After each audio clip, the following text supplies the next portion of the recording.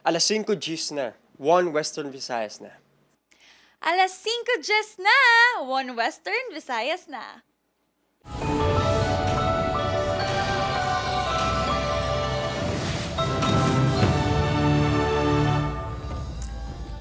Mga balitang aton tutukan, subong nga Martes, masobra isa ka bulan matapos ginbuksan ng Iloilo Central Market, pila ka ginpahayag depekto sa proyekto ginareklamo sa pila ka mga vendor. Mga nagatulong nga tubig sa third floor sa Iloilo Central Market, ginareklamo sa pila ka vendor sa eatery section. Signal jamming sa pila ka venue sa event sa Dinagyang Festival 2026, ginaduso sang ICPO nga ipatuman. Lalaki nga nagtabok sa dalan na patay matapos mabungguan kag malapakan sa truck sa Talisay City. Manhole sa barangay Sambagharo, gintuyong mansudlon sang grupo nga ginaligan nagpakuno-kuno nga mga telco personnel. Kag ido na patay matapos ginlampusan sang pala sa tagiya sa manok nga ginaligar, ginhalitan sini sa Leganes, Iloilo.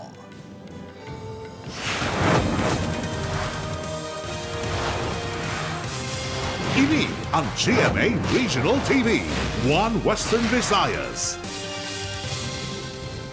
Mayong hapon, Western Visayas, kag Negros Occidental, malantaw kita sa live streaming sa YouTube channel sa GMA Regional TV kag Facebook page sang One Western Visayas. Sa nagapangunang nga balita, mga vendors ang eatery section sa Iloilo Central Market, nagalaom nga hindi na masulit ang pagtulo sang tubig kung mag-ulan. Samtang balor sang native products kag rice and grain nga nagkalaguba bangon sang pagpuswak sang tubig halin sa drainage sa merkado naglabo sa masobra 300,000 pesos. Ini ang gintutukan ni Kim Salinas. Makitaan sa sining video nga kadungan sang pagbubo sang mamurog nga ulan sa Biyernes ang pagtulo sang tubig sa third floor sa eatery section sang Iloilo Central Market. Makitaan man ang pagdanaw sa flooring sa merkado nga nagahatag risgo sa mga vendor kag manugmakal. Risko kaya gahampang mga bataan kag nagaagi ang mga tao. Di andin si badan. Diktado gid kami tanan. Patag sang Iloilo City Local Economic Enterprise Office, inibangod sang wala pa natapos nga waterproofing sa parking area sa rooftop. And then kayo naman, ginatanaw pa natin kung ano din man ang ibang mga problem. Na-address man tayo. Samtang, naglabot sa 311,295 pesos ang kabugusan nga balor sang native products, subong man rice and grain products nga nagkalaguba bangod sang pagpuswak sang tubig halin sa drainage system sa Iloilo Central Market. Nagahingyo ang mga apektado nga gilayon sila nga ma-refund. Kasubong sang rice vendor nga si Danilo nga masobra 18,000 pesos nga balor sang bugas ang nagkalabasa bangod sang insidente. Tani, hindi tani madugayan. Mayo tani ko nihatag nila dayon kay simple gamitong taman sa negosyo. Ginapa-fast track na sang LEO sa kontraktor ang paghatag sang danyos. Nagagawa man sa joint inspection nga ang rason sang water leakage sa merkado amo ang nagklaga debris sa drainage system. Nakuha naman ini, dugangan man ang water pump sa merkado. Samtang sa baylo nga investigasyon, consultative meeting ang patigayunon sang chairman sa Committee on Markets and Slaughterhouse sang Iloilo City Council tuhoy sa natabo sa Iloilo Central Market. So siguro basi pwede man naton ma-consult ina ang aton nga sa city engineers no or sa office of the building official no, kung ang mga plans bala na follow gid man kag amo na sakto no ang mga specifications. Upod kay Romel Porquia, Kim Salinas, One Western Visayas.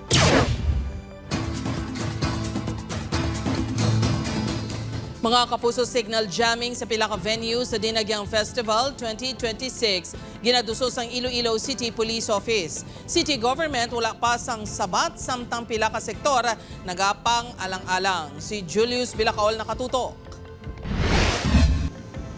Pananglitan paboran sang Iloilo City LGU ang hingyo sang Iloilo City Police Office. Lauman nga madulaan sang signal sang telco ang pila ka lugar sa syudad kadungan sa selebrasyon sang Dinagyang Festival 2026. Nobyembre sang ginpadala sang ICPO ang request sa talatapan sang alkalde, pinaagi sa Iloilo Festivals Foundation Incorporated. Ang signal alone o mga cellphones is waay niya problema but pwede siya gamiton para nga i-compromise ang aton nga seguridad. Gintinguhan sang news team nga makuhaan sang panindugan si Mayor Raiza Trenya sa request. Apang ang sabat sa spokesperson sini sa amon mensahe, magapagwa lang sang pahayag ang LGU. Si Councilor Sedfrey Cabaluna, nagpamalibad man nga maghatag sang pahayag tungod wala pa niya nabaton ang sulat para matalakay sa Committee on Police, Public Safety, Order and Security nga ginapamunuan. Ang legal counsel sang National Telecommunications Commission 6 nga si Attorney Deo Verhiltan, wala man naghatag sang opinyon tungod wala pa sang formal nga request nga nakalabot sa ilatalatapan. Apang base sa mga nakaligad sini nga pahayag, ang mga telco ang wala sa signal jammer tungod illegal ini. Kag kung itugyan sa NTC, ang mahimo sini amo nga ipa-shutdown ng mga cell site nga naga-cover sa lugar. Kung ini ang magluntad, mabudlay sa tion sang emerhensya. Mabudlay gid for emergency response, not only for the event but sa kabilugan. Magluwas sa emerhensya perwisyo man ini sa palangitanan, ilabi na sa mga delivery rider. Ining mga delivery rider ang naka-eksperyensya sang kabudlay sa nag-signal shutdown sang dinagyang 2023. Once nga makatulong kami sa may city, gagamit lang may wifi yan, tis mag-drop off, balikid kami din sa budlay gid kita pa siya. Ang to ang nagyan namon sa tuig na 2023, amo man Japon guro magyan namon sa buong. Ginklaro naman sang ICPO nga may signal jamming man ukon wala. Handa ini nga ipasiguro nga hilway sa kahalitan kag pangsabotahe ang mga magatambong sa dinagyang. Upod kay Cirilo Rendoque, Julius Bilacaon. 1. Western Visayas. Para sa dugang nga mga balita sa Negros kag Panay, mangin kaupod ta si Adrian Prietos. Adrian? Yes, Jers, mga kapuso, madamo gid nga salamat. Lalaki patay sa aksidente nga mabungguan kag malapakan sa truck sa Talisay City, Negros Occidental. Nakatutok Irene Pedreso. Dugoon kag wala na nagagiho ang ini nga lalaki nga nakaitong nga t-shirt kag shorts sa kilid sang dalan sakop sang barangay Ifehenio Lizares, Talisay City, pasado las 8 kagabi. Makita sa video sang naglabay nga motorista, naging respondihan pa sang ambulansya ang lalaki.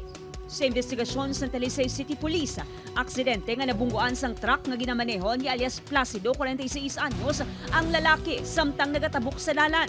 Kaya nga nga salakyan, ma'am, ga-travel ni siya from Silay going to Bacolod and using the outer lane, lumpiada lang daw nagtabok ini ang aton nga pedestrian. Base sa payag sang driver sa kapulisan, gintinguan kuno sini nga magpreno apang bangod madasig ang pagtabok sang lalaki, nalapakan gid ini sang truck. Wasak ang ulo sang biktima kag pilaso naman ang pila ka bahin sang iya lawas nga gintunaan sang iya kamatayon. Nagapabilin sa punerarya ang bangkay sang biktima nga wala pa makilalaan. Hold naton ang driver diri sa station, pati ang iya salakyan for proper disposition sang case. Kung sino manda ang may mga himata or kaupod nga nadula nga the same sa identity nga gasuksok itong nga babayo, itong nga short, more or less 5'3" ang iya height, kag aging 35 to 40 years old, no, nga mag-coordinate lang kamo diri sa police station. Upod kay Reynald Castillo, Irene Pedreso, 1 Western Visayas. Mga kapuso, ido patay sa ginlampusan Sampala sa Leganés, Iloilo. Hinuptanan nga ido ginaligar ng atake sa manok sang ila tupad balay. Ini ang gintutukan ni Kim Salinas. Hindi lang isa ka hinuptanan nga ido, kundi isa ka bata ang pagkabig sa mag-asawa sa barangay Carimayor sa Leganés, Iloilo. Sa ido nga ginatawag nila nga si Toto. Magluwas kay Toto. May tato pa sila kay ido nga nagahatag sa ila sang kalipay, bangod wala sila sang kabataan. Gani tuman ang kalain sang ilabuot kag kasubo sang mahiwaluan nga brutal nga ginpatay ang ido nga si Toto. Pagsaysay ni alias Inday, nagwa sa ila balay ang duwa sini kay ido lakip si Toto sang namubod sang ila mga manok ang yabana. Nagbalik ang isa kay ido apag si Toto ang hindi na makitan. Ginpangita nila ini kag natukiban nga yara ini sa balay sang ila kasilingan. Nakita mismo sang bana ni Inday nga ginauyatan pa sang lalaki nga kasilingan ang pala nga ginapahayag ginlampos patay sa ila ido. Siyempre, di ko gidya mabato nagasinggitan ako dira sa sagwa. Nasa kadako, palahon mo. Wala ginaya kay nga basi nagaano pa to, gasinggitan pa to nga mama, buligi ko di. Ang lalaki nga naglampos sa ido, bana man lang sang pakaisa ni alias Inday. Ginkaduan sang news team ang balay sang sospek, apang wala sang may nagasabat. Patag sang sospek sa kapulisan, ginatake sang ido ang iya mga manok. Ang claim naman po ng may-ari ng kabilang bahay, dinipensahan niya lang po yung property niya at the same time, dinipensahan niya lang po yung sarili niya kaya napatay niya po yung aso. Ginaproseso na sang kapulisan ang reklamo sa paglapas sa Animal Welfare Act of 1998 kag malicious mischief batok sa suspect. Hugot nga ginakondenar sang isa ka animal welfare group ang natabo nga animal cruelty. Magaupod man sila sa mag-asawa sa pagpasaka sang reklamo. Ginapatinar, ginanamon sir ang pagpatay niya kay Tuto, kay do kabrutal giden sa pragi sa iya kapintas so against animal welfare law giden na. Upod kay Romel Porquia, Kim Salinas. 1 Western Visayas. Mga puso, naglawig naman sa masobra tato ka oras ang ash emission nga na-records ng PHEVOX sa Mount Canlaon kay Inasang Aga. Nag-umpisa alas 5:55 sang aga ang pagbugas ng bulkan sang Aso nga may upod nga abo. Alas 9:25 na ini naguntat bas sa monitoring sa PHEVOX. Nagapabilin sa alert level 2 ang Mount Canlaon. Wala sang bagong aktibidad sa sulod sang bulkan nga na monitor apang wala ginadula sang PHEVOX ang posibilidad nga liwat ini nga maglupok. Gani ginapalerto ang mga nag-iistar sa 6-kilometer permanent danger zone kon PDZ sang bulkan. Nagapanghanda naman ang Office of Civil Defense NAR. Alert level 2 sa gihapon kag ini siya may posibilidad sa gihapon nga magkaroon kita sa mga eruptions nga explosive pareho sang natabo sang October 24. Active siya sa gihapon. So ang posibilidad nga maglupok ara sa gihapon. Once may pagtupa na mga abo, so ano lang no, maghalong lang kita sa ano no, sa inyong sagi guwasa no, sa until matapos ang ano, ashfall. Then from there, hindi maninlo naman kita. Ini ang GMA Regional TV, 1 Western Visayas. Mga kapuso, manhole sa Barangay Sambagharo, Iloilo City, gintuyong man sudlon sang hindi magnubo 8 kalalaki nga ginapatihan nagpakuno-kuno nga personnel sang isa ka telco company. Mga establishmento malapit sa lugar posible tuyo kawatan suno sa kapulisan. Si John Sala nakatutok live sa Barangay Sambagharo, Iloilo City. John?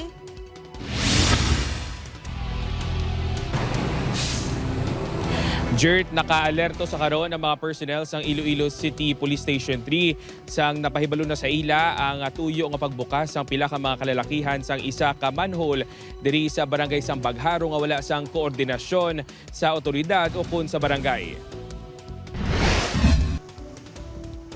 Ginaimbestigahan na sa Iloilo City Police Station 3 ang pagtuyo o bukas sa ining manhole sa Barangay Sambagharo, Iloilo City sang hindi magnubo 8 ka mga lalaki nga nakasuksok sang reflectorized uniform kag hard hat. Natabong insidente sa tupangan Nobyembre 25, 2025 apang sang Domingo, Enero 4 lang napahibalo sa kapulisan. Suno sa nakasaksi nga si alias Itom, alauna sang kaagahon sang nakit-an sini ang mga lalaki. Sang ginpalapitan na sini ang mga lalaki, kulpiyada na lang kuno nga nagdalagan kag nagsakay sa duwa ka puti nga van. Sing kapamalpag, nagkapamalpag, siyempre, sino mo ito ang gabi, sino mo ito Brahman. So, sige ko lang panila, kung di yung galing ang pamalpag, siguro sa sagwa, mo ito naglili ko na sakit.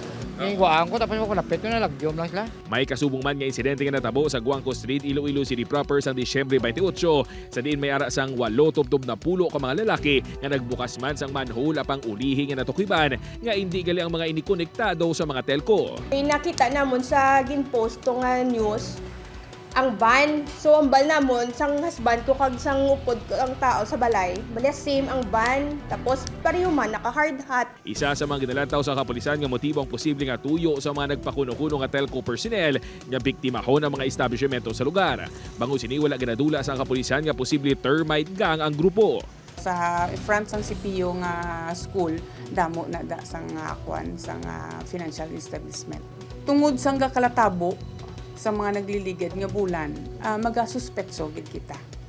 Yes, so magasuspetso gid kita kag mas maayo man ina kay ang tawo ang pumuluyo aware na kag ang ginaayo lang naton tani nga i-report sa kapulisan para nga matagaan naton sa proper investigation.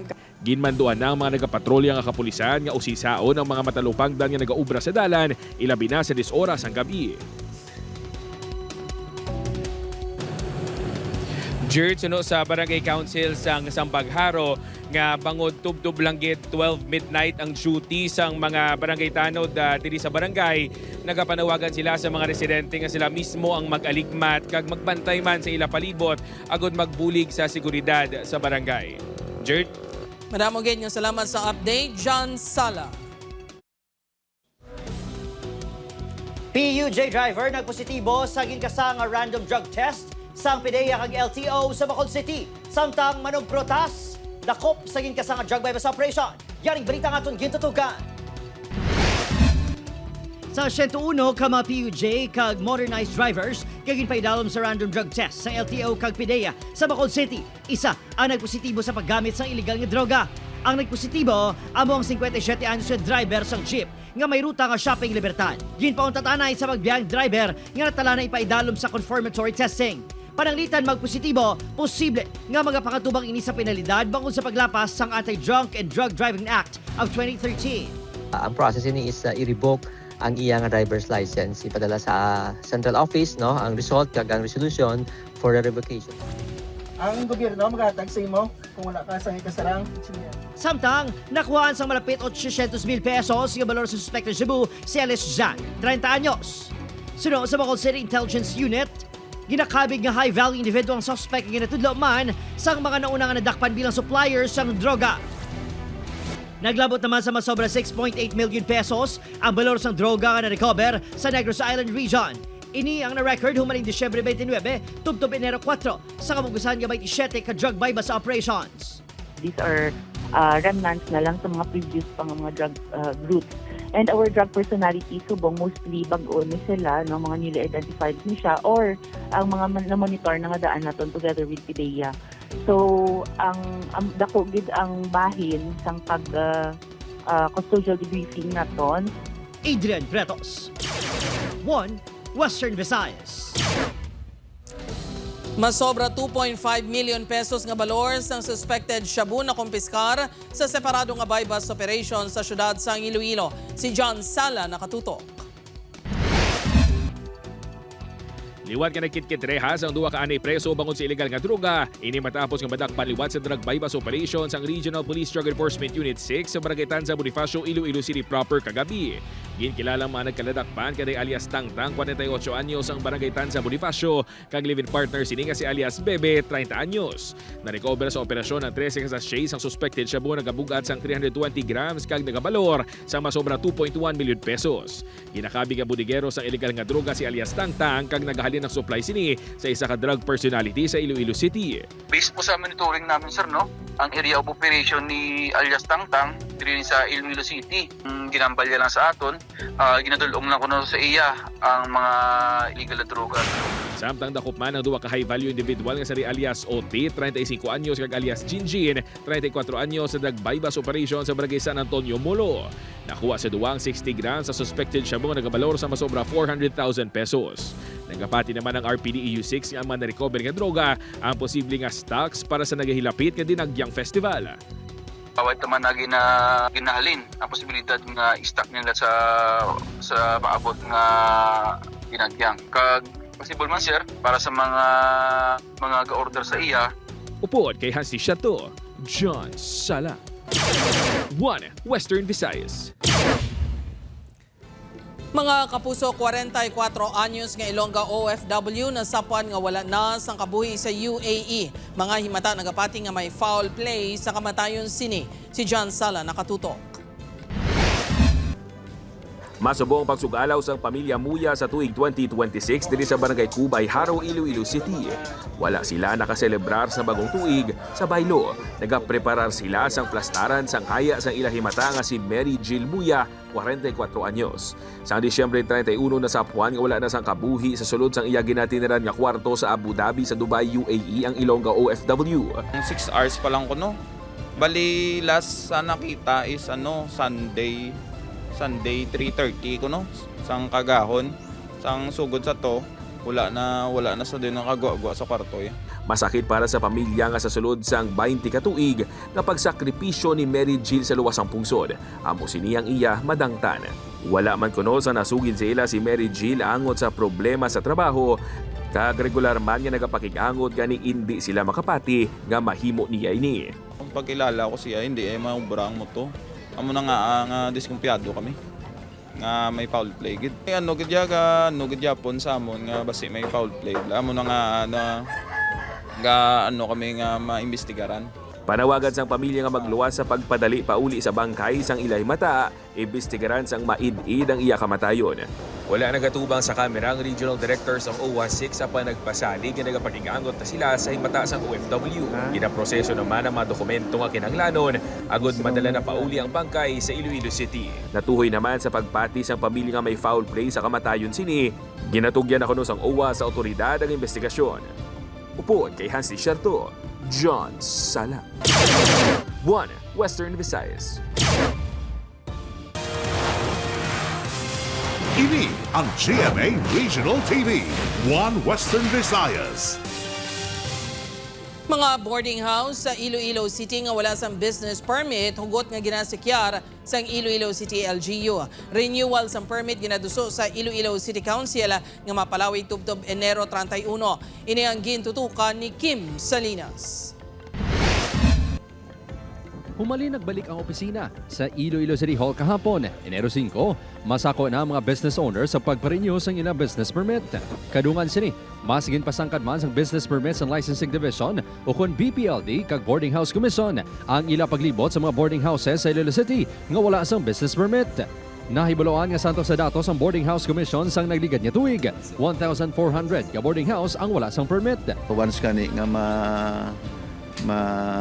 makitaan nga wala sang business permit, automatic kinapadalaan gid naton inadayon sang notice of violation, no, kag hatagan sila sang period of time nga maka-comply. Otherwise ang city government will be forced nga ipasara ang ilang boarding house. Ang boarding house nga ini sa Barangay Railway La Paz nga masobra pulo na katuig nga naga-operate.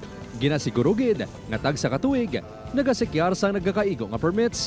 Makitan man nga naka-display sa ila boarding house ang ila permit.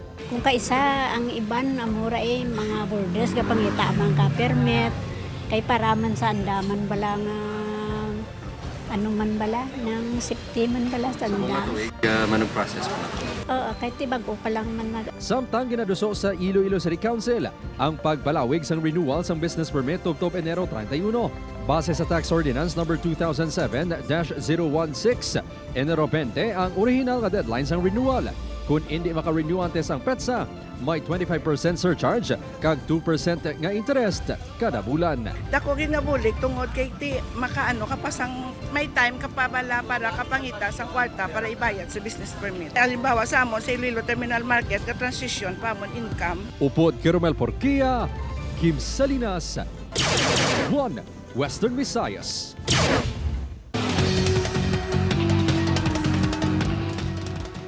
Sa Negros Occidental, ginabawian sa kabuhi ang 30 anyos si Elias Win matapos ginampusan sang baseball bat kag gintiro sa barangay Isyo sa Banwas sang Kawayan. Sunod sa kapulisan antes sa tabong insidente, ginhitsahan sang palupok sa 21 anyos sa si Elias Bodi ang hinablo sa biktima. Rason niya ginkompronta ini sang biktima. Diri na nagluntad ang komosyon. Nagkuha sang baseball bat si Elias Bodi kag ginampusan ang biktima sa ulo. Nagbulig ang magulang ni Elias Bodi nga si Elias Kayer, 33 anyos sa gintiro ang biktima sa ilok. Antes ginbawian sa kabuhi, nagbalos pa kuno ang biktima kag ginbuno si Elias Kayer nga nakaagom naman sang mapilas sa lawas. Ginpasakaan na sang kaso ng murder ang suspect nga nagtiro sa biktima. Sa iban pa nga balita, pagbaha nagaluntad sa terminal sa mga tricycle sa Leganes, Iloilo, tag sa magtupa ang mabaskog nga ulan. LGU nagpangako nga pangitaan sang solusyon ng problema. Si Julius Bilacaol nakatutok. Makita sa sininga video ang pagdanaw sang tubig kadungan sang pagtupa sang ulan. Kuha ini sa terminal sa mga tricycle sa Leganes, Iloilo sang Nobyembre sa nagligad nga tuig.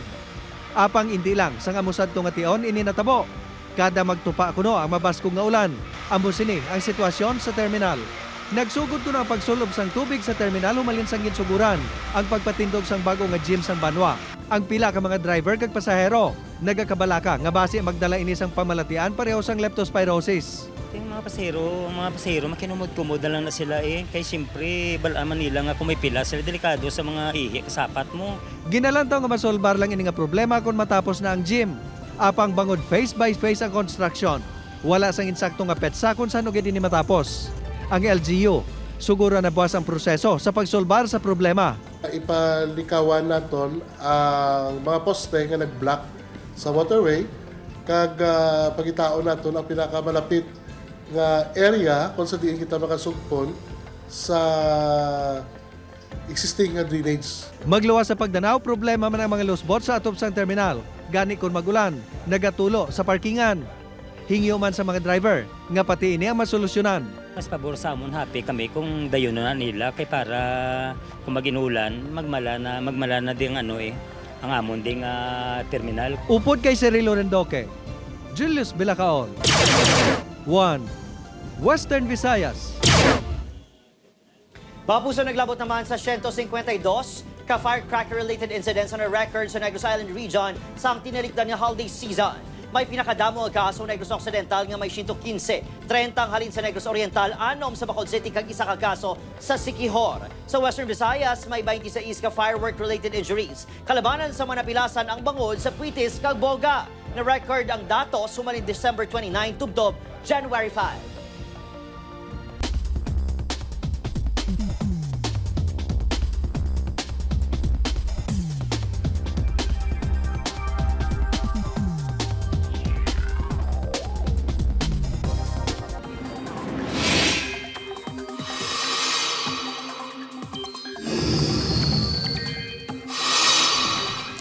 Mga kapuso, wala na sang ginabantayan nga malaing nga tiyempo sa palibot sang pungsod. Nadula na ang low pressure area nga nasiplatan kahapon sa nakatungdan sang Pilipinas malapit sa Palawan. Apang padayon nga magapaulan pa ang iban nga weather systems kaangay sang amihan, shear line kag easterlies. Sa datos ng Metro Weather, dako ang tsansa sang ulan sa Western Visayas kag dako nga bahin sang Negros Island region. Mabaskog ang ulan sa pila ka lugar gani mangin handa sa gihapon sa baha o landslide.